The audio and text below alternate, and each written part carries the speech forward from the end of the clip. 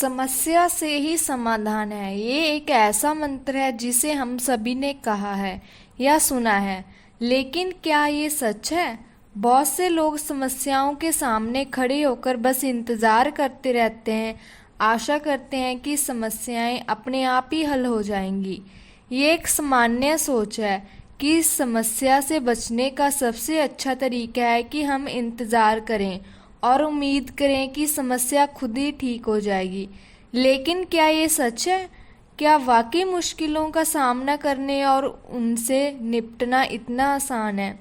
इस वीडियो में हम बात करेंगे कि समस्याओं के सामने खड़े होकर इंतज़ार करना सबसे अच्छा विकल्प है या नहीं। हम सबको सिखाएंगे कि समस्याओं का सामना करना, उनके हल करने का सही और प्रभावी तरीका क्या है। इस वीडियो के माध्यम से हम सीखेंगे कि हमारी मेहनत संपन्न और सही दिशा में कदम बढ़ाने से ही समस्या हल हो सकती हैं। तो इस वीडियो को देखें और सीखें कि समस्याओं का सामना करना और उन्हें हल करना ही सच्चा समाधान है। तो चलिए शुरू करते हैं। दोस्तों, बहुत समय पहले की बात है। एक राज्य का राजा बहुत चिंतित था क्योंकि उसकी पत्नी का जन्मदिन नज़दीक आ रहा था। यूं तो कहने के लिए वो राजा था, लेकिन फिर भी उनके व्यवहारिक जीवन में हजारों प्रकार की समस्याएं थीं। परंतु राजा जन्मदिन पर अपनी पत्नी को एक ऐसा उपहार देना चाहता था जिससे उसके जीवन में जो दुख हैं वह कम से कम उस दिन के लिए दूर चले जाए। वह अपनी पत्नी को खुश करना चाहता था, किंतु आपने देखा होगा कि वह कार्य बहुत ही मुश्किल है, क्योंकि हम आज तक किसी को खुश नहीं कर पाए। हम चाहे लाख कोशिशें ही क्यों न कर लें, लेकिन हम सभी किसी को खुश नहीं कर पाते, क्योंकि ये खुशी हमारे पास नहीं है और ना ही सामने वाले के पास है। जो हमारे पास है ही नहीं, वो हम किसी को कैसे दे सकते हैं। अर्थात अगर आपको किसी दूसरे को खुशी देनी है तो सबसे पहले आपको खुश होना होगा, आपको खुश महसूस करना होगा।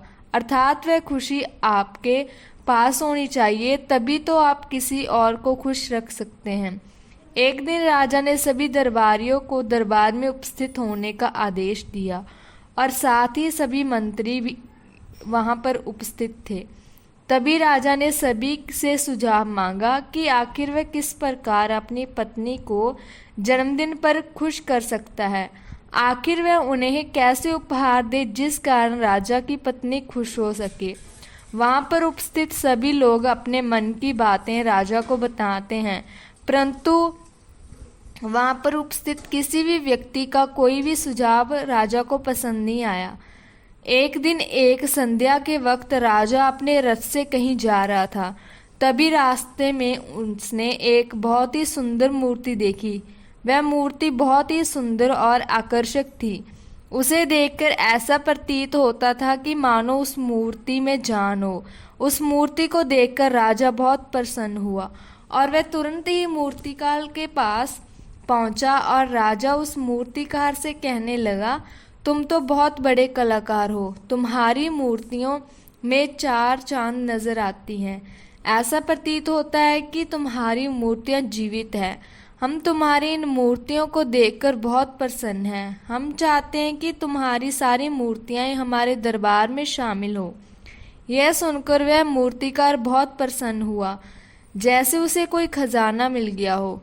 लेकिन तभी राजा ने उस मूर्तिकार से एक और बात कही, देखो, मैं मेरे दरबार में शामिल हो जाओ, किंतु उससे पहले तुम्हें हमारे लिए एक रानी की ऐसी मूर्ति बनानी होगी जिसे देखकर वह खुश हो जाए और अपने सारे दुख भूल जाए। और यदि तुम ऐसा ना कर सके तो मैं तुम्हारा सर धड़ से अलग कर दूंगा। राजा के मुख से ये सुनकर मूर्तिकार घबरा गया, उसके पसीने छूट गए। वह राजा को मना भी कैसे करे, इसलिए उसने ना चाहते हुए भी राजा को हाँ बोल दी। राजा उस मूर्तिकार की बात सुनकर बहुत प्रसन्न हुआ और वह वापस महल लौट गया। लेकिन उधर दूसरी तरफ जो मूर्तिकार अब तक बहुत प्रसन्न था, जो अपने मन से मूर्तियां बनाया करता था, जो हमेशा खुश रहता था, अब वह दुखी हो गया था। वह गहरे दुख में चला गया था। वह डर के कारण रानी की मूर्तियां बनाना शुरू करता है, परंतु जो भी मूर्ति बनाता था उस मूर्ति को देखकर ऐसा प्रतीत होता था मानो वह मूर्ति बहुत दुखी हो, उसे किसी प्रकार का कोई दुख है। एक के बाद एक उसने कई सारी मूर्तियां बना डाली, परंतु कोई भी मूर्ति ऐसी नहीं थी जिसे देखकर कोई भी खुश हो सके, जिसे देखकर ये प्रतीत हो कि मानो उस मूर्ति में जान हो और वह मूर्ति देखकर कोई भी अपना दुख भूल जाए। और ये कारण इस कारण हो रहा था क्योंकि मूर्तिकार भीतर से बहुत दुखी था, जो उसकी मूर्तियों के रूप में साफ और स्पष्ट नजर आ रहा था। राजा ने उस मूर्तिकार को 1 सप्ताह का समय दिया था, किंतु 4 दिन तो उसने यूं ही व्यर्थ कर दिए। अब उसके पास केवल 3 दिन का ही समय बचा था, जिसके बारे में सोच सोचकर उस मूर्तिकार का गला सूखे जा रहा था। डर के कारण अब उसके हाथ पैर भी काम करना बंद कर चुके थे। उसके हाथ से हथौड़ी और छीनी तक नहीं चल रही थी और उसे अपना भविष्य नजर आ रहा था। उसे नजर आ रहा था कि राजा उसे मृत्यु दंड दे रहा है।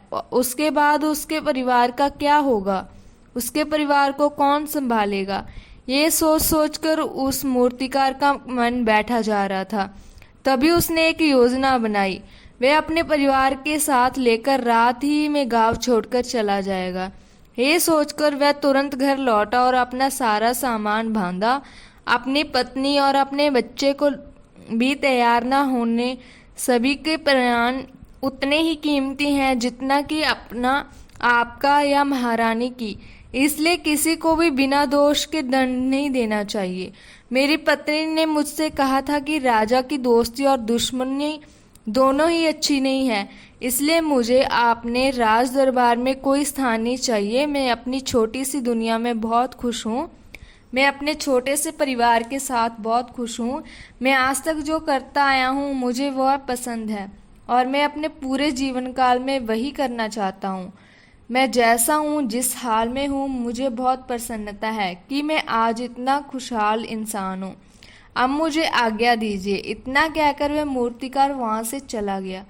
दोस्तों, इसी प्रकार हमारे जीवन में भी बहुत संकट और दुख आते जाते हैं, किंतु वास्तव में तो ये दुख और संकट हमें कुछ सिखाने के लिए ही आते हैं, किंतु हम तो केवल उन दुख और समस्याओं को ही देखते रह जाते हैं। हम उनका निवारण खोजने की नातिक भी प्रयास नहीं करते, और जब हम दुख के समय क्रोध करते हैं तो हम वास्तविकता में अपना ही नुकसान कर लेते हैं। जो व्यक्ति समझदार होते हैं वे अपने दुख और परेशानियों को ये सबक सीख लेते हैं कि उन्हें विषम परिस्थितियों में शांत रहकर उन दुखों का निवारण करना चाहिए, उन समस्याओं का समाधान करना चाहिए। हम में से अधिकांश लोग ये नहीं सीख पाते और वो लोग दुख और परेशानियों के समय पर क्रोधित हो जाते हैं। वह इस बात को अच्छी तरह से जानते हैं कि हमें दुख और समस्या के समय पर शांत रहना चाहिए और उनका समाधान खोजने का प्रयास करना चाहिए, किंतु हम बार बार वही गलती दोहराते रहते हैं। जब भी हमारे सामने कोई विषम परिस्थिति उत्पन्न होती है तो हम बार बार क्रोधित हो जाते हैं और क्रोध में आकर हम अपना ही नुकसान कर लेते हैं, क्योंकि क्रोध में हम कोई चीज़ सीख नहीं सकते।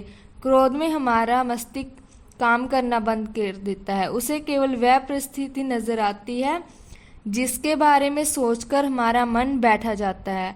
हम क्रोध में आकर ये सोचते हैं कि हम किसी भी प्रकार से उस परिस्थिति से बाहर निकल पाएंगे, और हमारी ये सोच हमें नुकसान पहुंचाती है, क्योंकि हमारे क्रोध में हम ये नहीं देख पाते कि हमारे पास समस्या का समाधान है।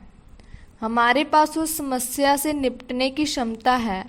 हमारे अंदर वह ताकत है कि हम उस समस्या का समाधान कर सकते हैं, हम उस समस्या को हल कर सकते हैं, किंतु हम ये नहीं देख पाते और उस समस्या का सामना कर सकते हैं, किंतु हम ये नहीं देख पाते और क्रोध में आकर हम अपने ही नुकसान कर लेते हैं और जब क्रोध का भंवर चढ़ जाता है तो हम ये भी नहीं देख पाते हैं कि समस्या का समाधान हमारे पास ही है, और वह समाधान है हमारा शांत मन, हमारा शांत स्वभाव, हमारे अंदर की वह ताकत जो सफलता दिला सकती है।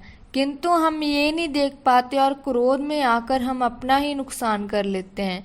इसलिए दोस्तों, यदि आप चाहते हैं कि आप अपने जीवन में सफलता प्राप्त करें और अपने जीवन में आने वाली समस्याओं का समाधान निकालना चाहते हैं, तो आपको सबसे पहले अपने मन को शांत करना होगा, अपने क्रोध पर नियंत्रण करना होगा और अपने मन को शांत करके अपने अंदर की ताकत को पहचानना होगा। और जब आप अपने अंदर की ताकत को पहचान लेते हैं, आप अपने जीवन में आने वाली किसी भी समस्या का सामना कर सकते हैं और उसका समाधान निकाल सकते हैं। तो दोस्तों, आज की वीडियो में हमने सीखा कि समस्याओं का सामना करना ही उनका समाधान है, और यदि आप अपने मन को शांत रखेंगे और अपने अंदर की ताकत को पहचानेंगे तो आप अपने जीवन में आने वाली किसी भी समस्या का सामना कर सकते हैं और उसका समाधान निकाल सकते हैं। तो दोस्तों, आज की वीडियो में बस इतना ही था और मिलते हैं अगली वीडियो में। तब तक के लिए अल्लाह हाफिज़।